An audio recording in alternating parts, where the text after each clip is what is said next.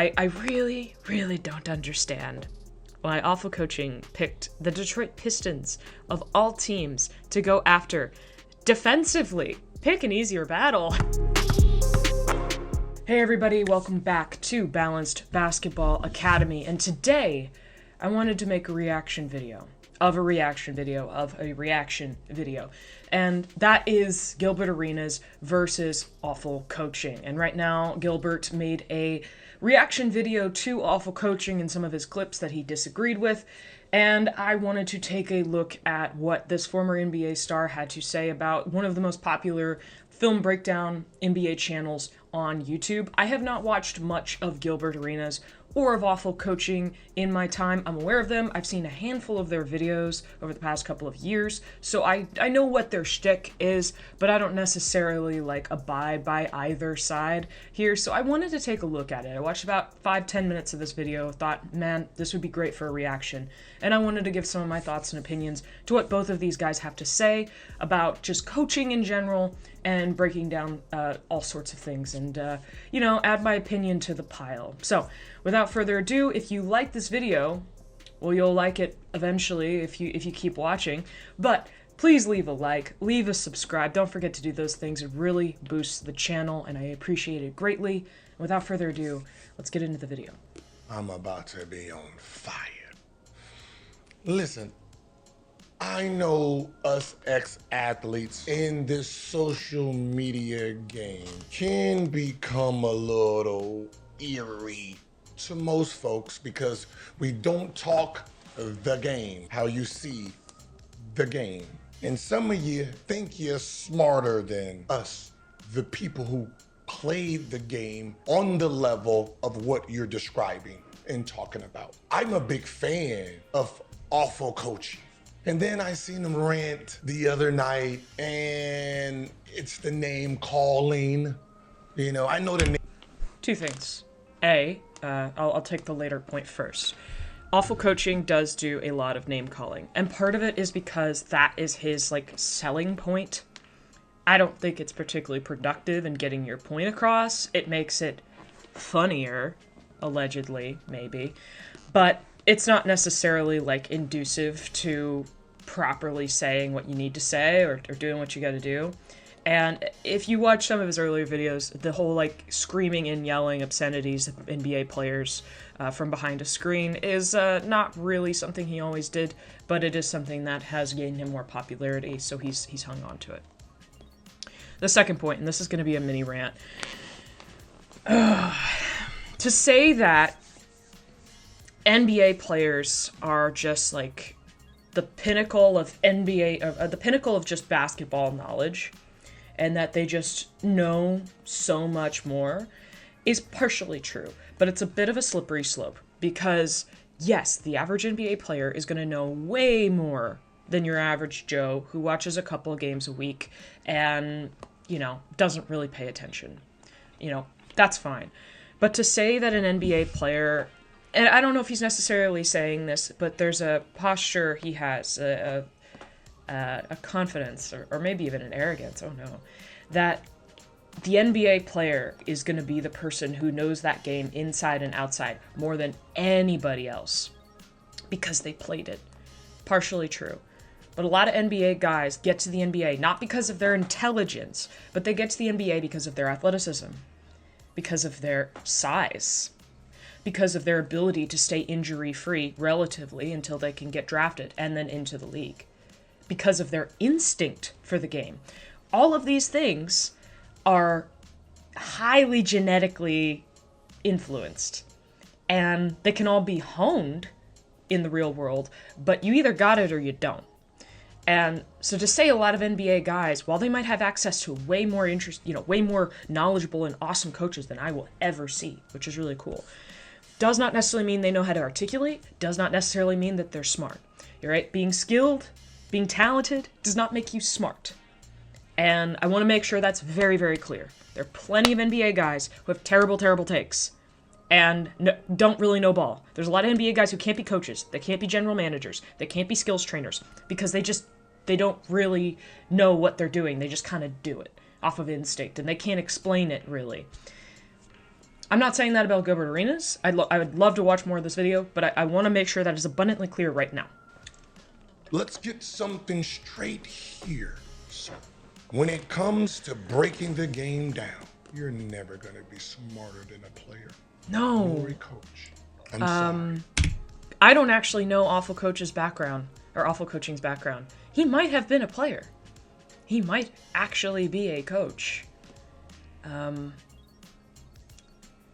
We'll see. It's just the fact. Unless you are a coach on the level you are talking about. Sure. Now, Okay.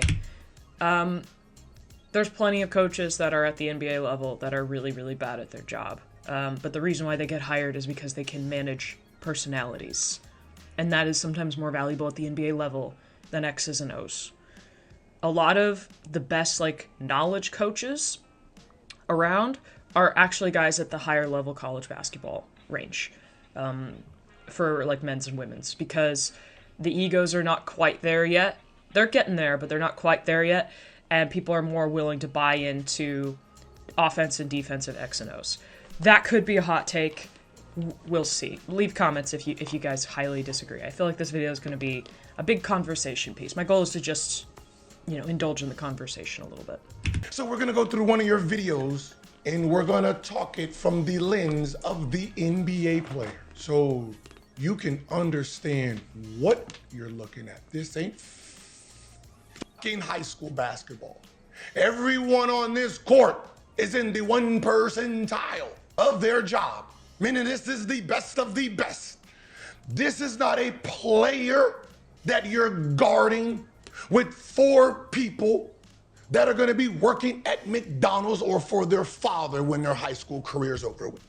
That is true, but as my point is stated, it does not necessarily mean that you're in the NBA, that you're the smartest, most knowledgeable basketball guy ever. There's a lot of luck that gets into it because you win the genetic lottery, okay? And then you train and you get better. I'm not saying it is removed of you having to work hard, but it does not necessarily mean that you have the most honed basketball mind if you're in the top 1%. 5 seconds on the shot clock. Why is Azar Thompson letting Kawhi Leonard go away from any help? The help is in the middle of the floor right here with Kate Cunningham. Wrong. Yeah. The help is the baseline guy. Correct. You never, ever, ever want to typically, right, there's going to be more help in the center of the floor, but that means that the rotation is going to be more difficult, because if the help is actually needed, then the one pass away becomes really easy. That's open shots. That's terrible. I think that's what Arenas is about to say. It just, yeah, you want to drive your guy to the baseline. The baseline's a freebie defender. It's like a free space and bingo. You just use it, right? Instead of, trying to do this the hard way. You have a shooter going to his offhand, yes, going baseline. Correct. Meaning, right now, his help is the sideline. You see Yes. that white line? And the baseline. That's called out of bounds. Yes. That's a defender. You're pushing him baseline. There's a baseline defender and the baseline as the defender. His man is there also, which means you want to push Kawhi to the left, because a left-handed or a right-handed player going left with 5 seconds left on the clock means jump shot. Typically, yes. Kawhi is not immune to this either, right? If you're going, a lot of people are going left, they're going to want to pull into a more comfortable position. They're going to want to shoot the ball. Me personally, I would love to go left when I was playing basketball, but I shot right-handed. I do everything else left-handed. I write left-handed. I eat left-handed. Brush teeth left-handed. So it's a little strange, but when I would go left, a lot of times I would love to go to my floater on my right. Kind of like this fading shot. Was it the most advised? No, but it went in. So that said, though, a lot of times if you're going your offhand, you're not going to shoot a traditional layup or try and finish in that way. Does not always mean jump shot, though. 5 seconds is a lot of time. 6 seconds is a lot of time. So, if you can get to the rim, Kawhi is more than dexterous enough to be able to finish layups and dunks. So, not a guarantee, but I get his point, and I'm agreeing with his point for now. reason you don't want to push him right to Cade, where you consider help defense, It's probably going to be a foul. do you not see that is or James pass out to Harden James Harden. there? Yeah. So let me give you the insight of a breakdown. If he goes middle, which is a do not allow middle for any defense, because once a person gets to the middle of your defense, it has you in a thing called scramble. Now, if you played high school basketball or you coach high school basketball, scramble is fine because the rest of the players on the team aren't that fucking good. In college, they aren't that fucking good. Right? Depends. High school, depends. College, depends. Compared to an NBA player, absolutely. The guys are not going to be as good. But, like, scramble can be bad for a variety of different teams. And a team that even has competent three-point shooting, even at lower levels of college basketball, scramble is bad. But I agree. It is more bad when you're helping off of James Harden. Flip your hips. Force him to. This is. You flip your hips on anybody in the NBA. Cade can't even get there fast enough. They're going to flip their hips, attack that bottom leg, and be right down the middle. You see that star, that first star right there? That's where that drive's going to be. And then Duran's going to help, and then he's going to drop that motherfucker off the low pass. So he's going to go up, drop it down, easy dunk. He's going to drive, and Tobias Harris comes over, corner three. I'm going to do a little bit of defense for awful coaching on that one. I disagree with the concept that he needs to flip his hips and push him middle. We're still on the same play. I understand. That is not what I would recommend doing. That is not probably the best idea ever. Right? Like I said, baseline, sideline, they're free spaces in bingo. Use them, especially if you're pushing a player to their offhand. Flipping your hips, depending on how you do it, and how steep that flip is, can be okay. You can get away with it a little bit. Players do it all the time, okay? Like, let's not pretend like all of a sudden you've pressed the red button and everything's just gonna explode because you flipped your hips. Asar Thompson is also pretty fast, so to equate it to like, oh, if you flip your hips, it's the end of the world. Look, I also know Gilbert is doing an exaggerated breakdown, which is out of my style, and I'm watching two people who are far more exaggerated than I am. But, like, dude, it's not the end-all be-all. Do I agree with Awful Coach's premise? No. But his reasoning, it's not, like, as terrible as you think it is. Like, come on now. Like, calm down. Just letting him come all the way down to the fucking paint. There's no. Good defense. No angle. Yeah. Agreed. Contested jumper. Contested fadeaway jumper at the end of the shot clock. Contested fadeaway jumper at the end of the shot clock. Good defense. Probably practiced this same shot thousands of times. The problem that you don't understand is this is the defense that is old school, the back of the book, standard defense of what you're supposed to do since they put in the rule of the zone. So that means what? Offensively, what do I get to do during my off days and my summers? Here it is. This is what it looks like. It looks like it's practice. Watch. Box fan. Does it even look like he was bothered? I'm not worried about the bothered point. NBA defenses oftentimes get highly criticized because they're not like super duper lockdown. And that, teams across the board, even against the best defenses, are scoring 100, 110 points a game, right? You're like, what is the defense doing? They don't care about defense in the NBA. Wrong. They do. NBA offenses are nuclear grade weapons, okay? The players that they have from the top to the bottom of the roster can cook you and can make NBA defenses look really, really foolish. Thompson played great defense on that, but these guys are just at a different level when it comes to being able to shoot and score. They just are. And that's the way it is, right? Defense is always a reactive art. You are always reacting to what the other player is doing. Even if you're trying to get them to do something else and you're trying to influence the offense, you're always still reacting to what the offensive player is giving you. And then you're making another move, and then you're making another move. The offensive player always gets to move first. And because of that, and because they're so elite, you're always going to be at a disadvantage, no matter how good of a defender you are. So to say that like NBA defenses are not good or anything is completely unfair. That's not what's being said in this video, but I think what Gilbert Arenas is going at is like NBA offenses and offensive talents like a Kawhi Leonard. There's very little you can do against them outside of just play really solid defense, which Thompson did right there. So, you know, take it or leave it. Base recover. Okay, now you got to start rotating. This is why you don't want the fucking ball handler to go baseline, because now you got to start rotating. If you force him to the middle, Tobias Harris doesn't help, right? No. Recover. Okay, he's going baseline. I don't understand what his fascination was with not pushing people baseline. I don't get it. I really don't get it. Again, I haven't watched many of these clips, but I just covered the Pistons in my last video, and I've commented on their defense being really nice. It's really good, actually, and fun to watch.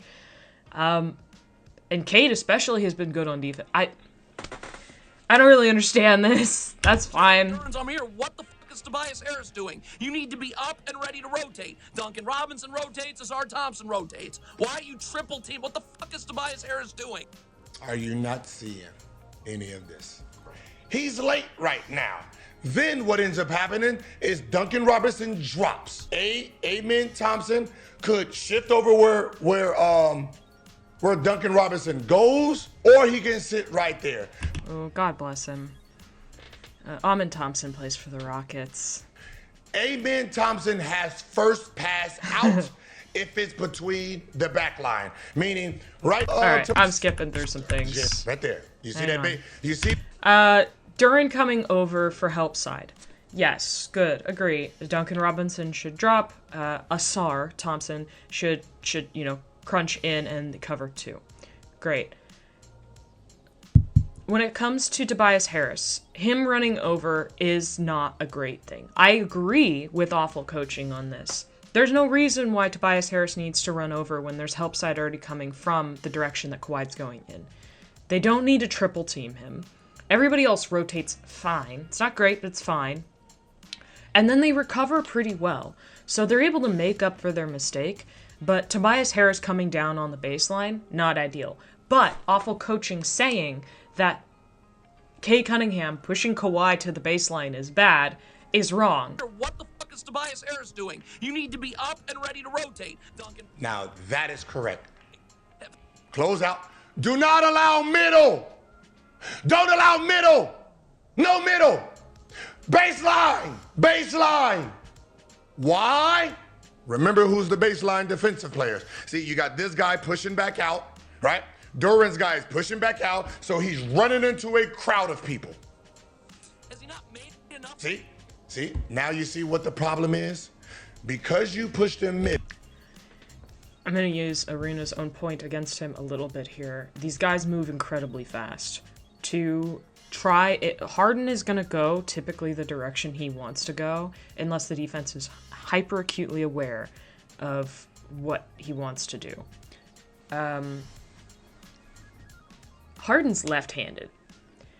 I agree. He should not be allowed to go middle, because he's pretty good with both hands. But in this case, when you're making a closeout just to prevent an open three, sometimes it's not the cleanest closeout. Tobias Harris closes out a little too hard to run James Harden off the line. Now James Harden is going to his weak hand. Not the end of the world, okay? Not the end of the world. And Tobias Harris can't see in the back of his head. He does not know exactly where all of his defensive guys are at this point in time in a scramble situation.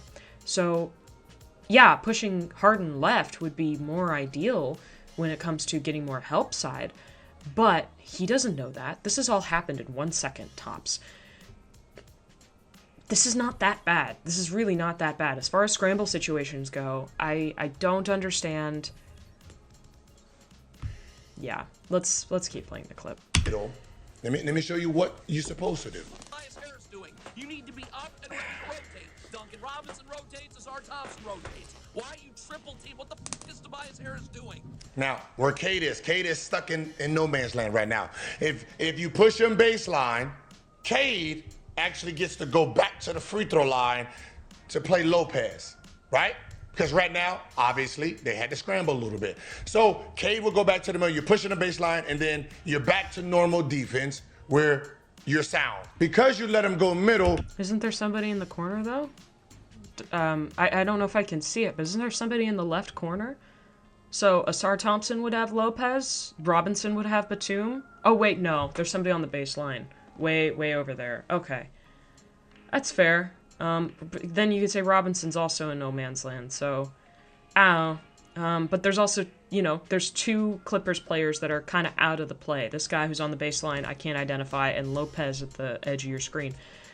So for now they're fine. It's not ideal, but they're fine.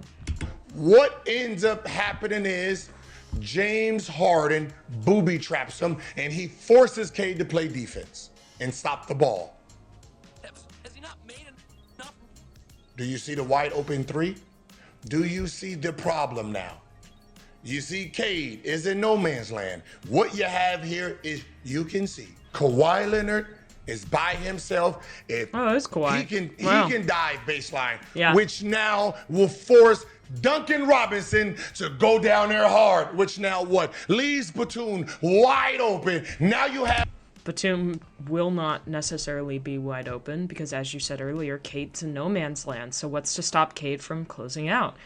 We can play the what-if game all the live long day. And you can say, oh, if they made this pass, and then this pass, and then this thing, and then that, and you're just like, okay, is the defense actually going to move? Or is all this just going to happen? Let me give an example. If you've ever played chess before, right? And if you're at like very like low levels of chess, like myself, not very good at chess, you'll try and be like, oh, if I did this move and this move and this move, I could put him into checkmate.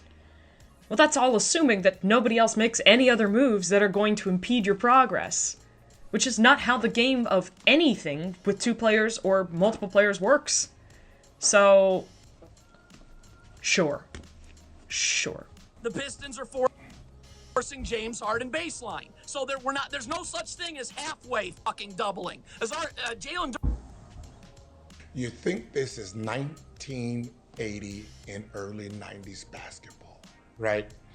Which means when you see this look, because you was not allowed to play a space back then, you either had to stay on your man, arm's length, or you had to double. So you think this is actually a double.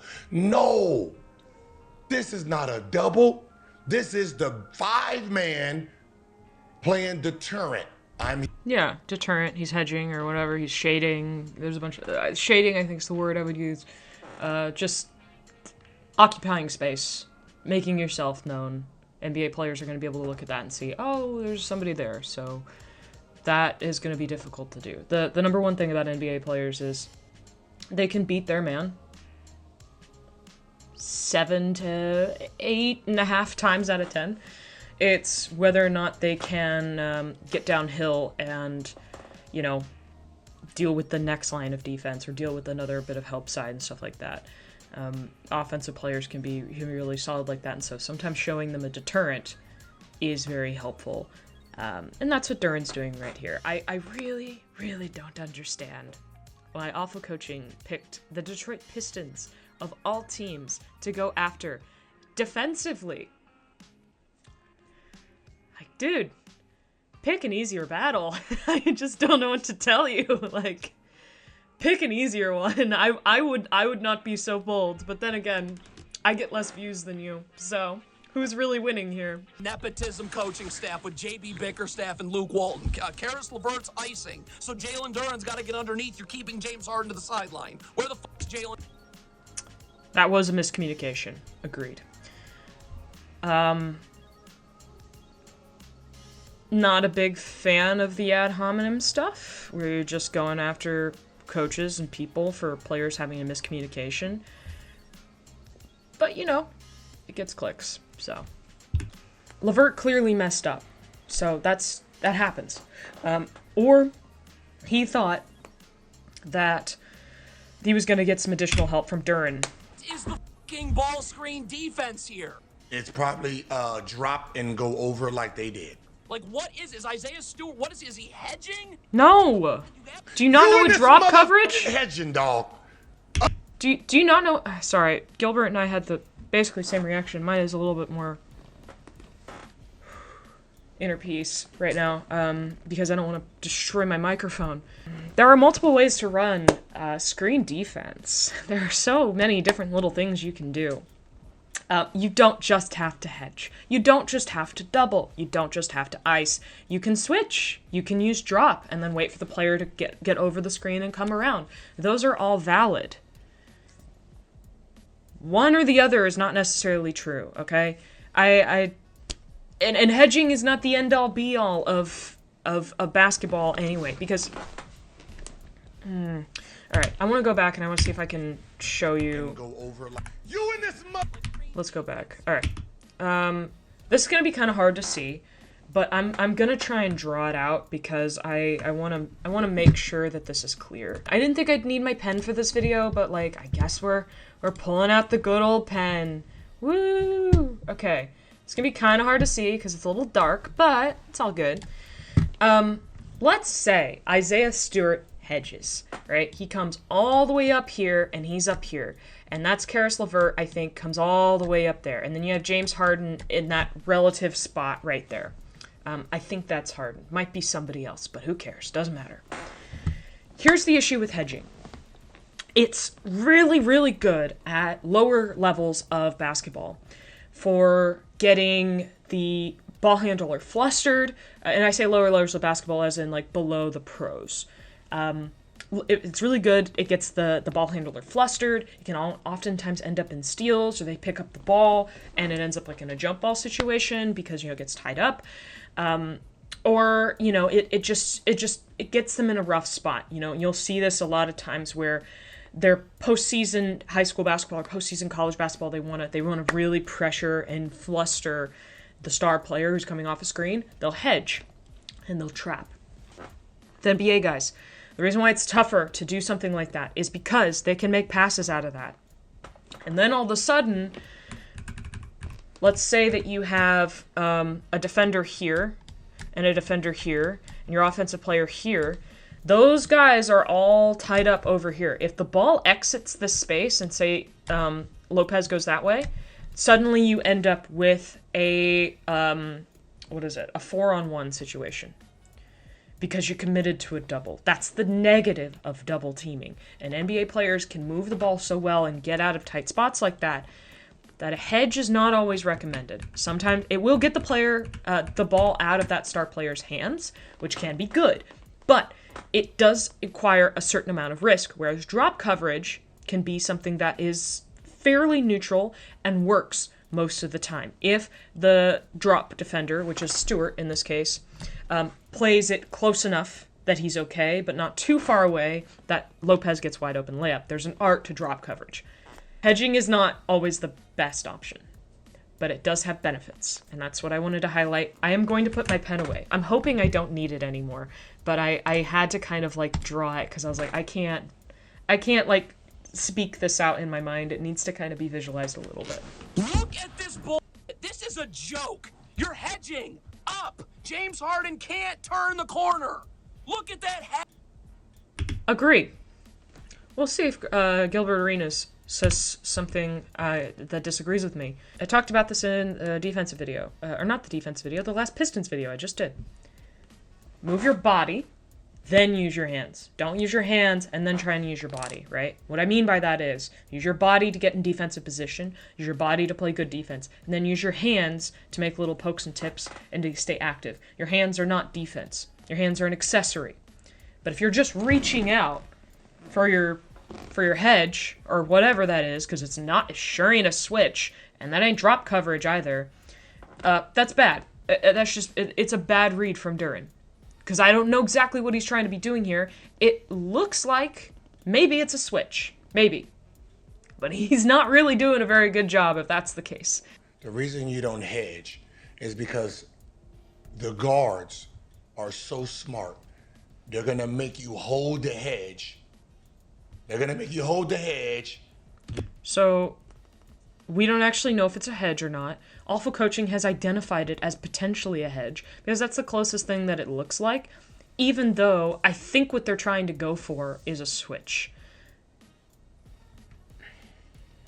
But I could be wrong as well. While the guy pops out, get away from the defense, and then they're gonna pass it, which he has a wide open shot. So there's only so much you can do if you're not switching it. So teams... There's only so much you can do, but you can also, like, not do that. That was not a... You don't have to defend Jalen Duren's defense on this, Gilbert. You don't. You really don't. It's not good. That got bigs that can't switch. You try to stick your arm out there, you can do... Because the 5 men is a... Tobias Harris can guard Brook Lopez. I'm sorry, he can. You don't have to defend this. And that is it for this video. Of course, I have never reacted to Gilbert Arenas or Awful Coaching on this channel. I don't necessarily want to make a major habit of it. I don't want to, just react to a reactor. I'd like to be able to create my own, ideas and push forward some of my own thoughts and opinions instead of just, just piggybacking endlessly. But this was something interesting that I wanted to dig into because I want to look at other people and what they have to say and how they want to go about criticizing, analyzing basketball on the NBA level and their thoughts and opinions, which do differ from mine. I agreed with some of the takes from, one side and some of the takes from the other side.